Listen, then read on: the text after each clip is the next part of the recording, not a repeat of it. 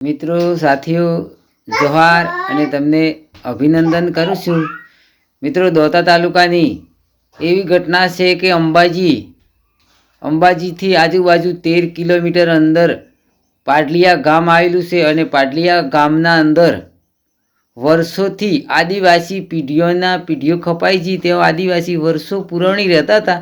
તેઓ આદિવાસી વસે અને કોઈક વિધવા બહેનનો જમીન અને કૂવો પૂરવાથી અને ગામ રૂઢી પ્રથા ચાલતી પછી વન વિભાગ અને આદિવાસી માટે મોટો વિખવાદ પેદા થયો. પણ આદિવાસી સમજાવણા માટે પ્રયાસ કર્યો પણ વન વિભાગે સમજ્યું નહીં અને પોલીસની પ્રોટેક્શન મોકવું અને પોલીસની પ્રોટેક્શન મોકતા પછી પોલીસ આવી અને ગામના વડીલ લોકો હતા અને ગામના લોકોને પૂછવાથી ગામ લોકો કોઈ પોલીસે માન્યું નહીં અને પોલીસે જ પહેલાં આ સોશિયલ મીડિયાની માધ્યમથી હું બોલું છું કે લોકો ભાગે તો પહેલી લાઠી ચાર્જ તો પોલીસ જ કરીએ એવું લાગે. પછી લોકો ભાગતા અને બીખના મારા આદિવાસી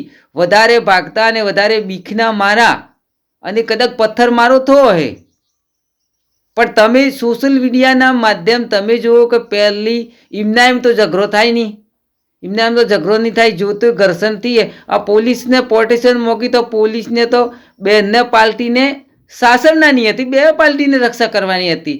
પોલીસને વચ્ચે ઘર્ષણ આવું બની ગયું તો આદિવાસીને કોઈ વિસ્તારના હોય તો પણ ગમે તે આવી પરિસ્થિતિ બતાવવી નહીં. અને આદિવાસી જય જોહાર, જય આદિવાસી.